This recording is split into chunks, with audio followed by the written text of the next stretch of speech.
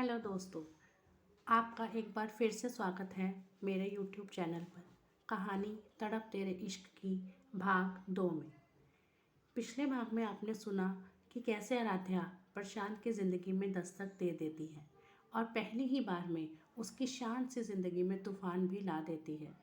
वो शकुंतला के लिए केक लेकर आई थी जो कि उसकी दादी ने दिया था, लेकिन अपने दुपट्टे की वजह से वो गिर गई और केक भी गिर गया। पर बजाय अपनी गलती मानने के बहुत आराम से उसने सारा इल्ज़ाम प्रशांत पर लगा दिया। ये देखकर प्रशांत हैरान था कि ये किस टाइप की लड़की है, गलती खुद की और इल्ज़ाम मुझ पर लगा रही है, वो भी सरेआम, इतने कॉन्फिडेंस के साथ कि कोई भी उसकी बात पर आसानी से यकीन कर ले। आराध्या उस पर चिल्लाते हुए, तुम्हारी वजह से मेरा केक गिरा है, अब तुम ही मुझे दूसरा केक ला कर दोगे। ये केक मैं दादी माँ के लिए लेकर आई थी, इतने प्यार से, लेकिन तुमने, अकल नहीं है तुम में जरा सी, वो मुंह बनाते हुए बोलती हैं। जहाँ उसकी बातें सुनकर शकुंतला को मन ही मन बहुत हंसी आ रही थी, वहीं प्रशांत का गुस्सा सातवें आसमान पर जा रहा था। एक तो उसके कपड़े खराब हो गए, उसको तो ज़रा सी गंदगी पसंद नहीं थी, और यहाँ तो उसकी पूरी की पूरी शर्ट पर गंदगी लगी हुई थी, और ऊपर से आराध्या की नॉन स्टॉप बकबक। वो गुस्से से उसे घूरते हुए, अजीब पागल लड़की हो तुम, गलती खुद करती हो और अपनी गलती मानने के बजाय उल्टा मुझे ब्लेम कर रही हो, डिस्कस्टिंग। फिर वो अपनी दादी की तरफ देखते हुए, देख लिया आपने दादी माँ, मैंने पहले ही कहा था ये काम बिगाड़ने वाली पार्टी है, काम करने वाली नहीं। ये खुद को नहीं संभाल सकती, काम क्या खाक करेगी। मैं इसे कोई काम नहीं सिखाने वाला, इनफैक्ट मैं तो इसे अपने ऑफिस में भी नहीं रखने वाला, ये बात क्लियर है। वो गुस्से से एक सांस में अपनी बात कहता है और फिर अपने कमरे में जाने लगता है। पीछे से शकुंतला थोड़े गुस्से से, प्रशांत, मैं पुष्पा को प्रॉमिस कर चुकी हूँ, क्या मेरे प्रॉमिस की कोई कदर नहीं है। ये तुम्हारे ऑफिस में ही काम करेगी और तुम ही इसे काम सिखाओगे, बस, अब कोई बहस नहीं, और ये बात फाइनल है। एक तो बेचारी का केक गिरा दिया, ऊपर से इससे डांटे ही जा रहे हो। फिर वो आराध्या को अपने साथ ले जाते हुए, चलो बेटा, तुम मेरे साथ चलो, मैं तुम्हें तुम्हारा कमरा दिखा देती हूँ। आराध्या एक बार प्रशांत की तरफ देखती है जो गुस्से से उसे ही घूर रहा था। वो दोनों वहाँ से चली जाती है।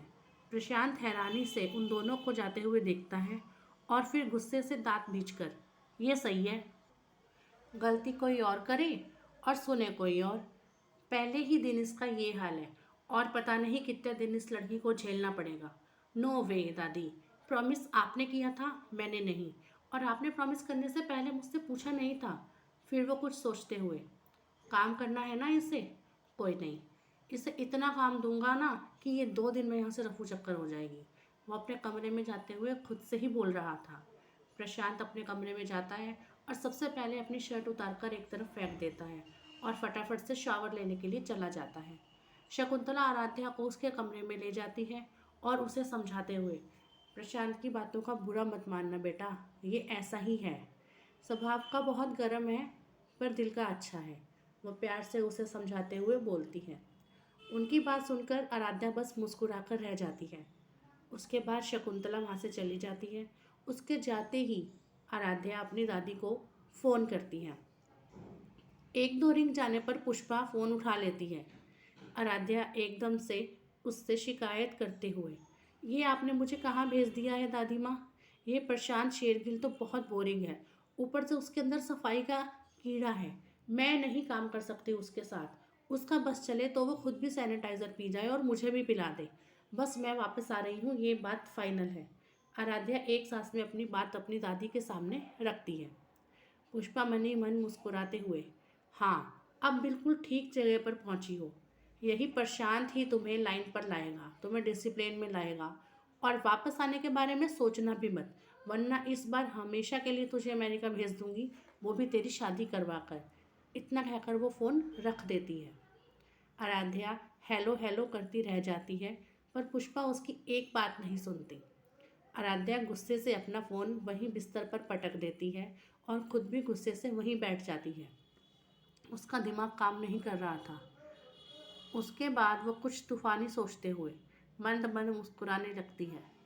उसके बाद वो उठती है और आईने के सामने जाकर खुद से बात करते हुए, अब मैं यहाँ से नहीं जाऊंगी दादी। ये सफाई का कीड़ा यानी प्रशांत मुझे खुद यहाँ से भगा देगा। फिर तो आप भी कुछ नहीं कर पाएंगी और मैं एक बार फिर काम से बच जाऊंगी। वाह आराध्या वाह, क्या दिमाग पाया है तूने। तेरा तो जवाब नहीं। वो खुद को शाबाशी देते हुए बोल रही थी। इस खुशी के मौके पर कुछ मीठा खाना तो बनता है, वो चहकते हुए बोलती हैं और फिर अपने पर्स में से चॉकलेट निकालकर खाने लगती है। जहाँ एक तरफ प्रशांत ये सोच रहा था कि वो आराध्या को इतना तंग करेगा, इतना काम देगा कि वो खुद यहाँ से भाग जाएगी, वहीं आराध्या ने भी ये प्लानिंग कर रही थी कि वो प्रशांत को इतना तंग करेगी कि वो उसे भगा देगा। दोनों अपनी अपनी जगह पर मजबूर थे, लेकिन दोनों ने एक जैसा प्लान बनाया था। अब देखना ये होगा कि कौन किस पर भारी पड़ता है, आराध्या या प्रशांत। और कहाँ तक जाती है इन दोनों की दास्तां, कब शुरू होती है इनकी मोहब्बत, होती भी है या नहीं, ये सब आपको अगले भाग में सुनने को मिलेगा। अगर आपको ये वीडियो अच्छी लगी, ये कहानी अच्छी लगी, तो कमेंट बॉक्स में ज़रूर बताएं। प्लीज़ चैनल को सब्सक्राइब करें, वीडियो को लाइक करें, हो सके तो शेयर भी करें। तब तक के लिए बाय बाय। अगला भाग बहुत जल्दी आपको मिल जाएगा।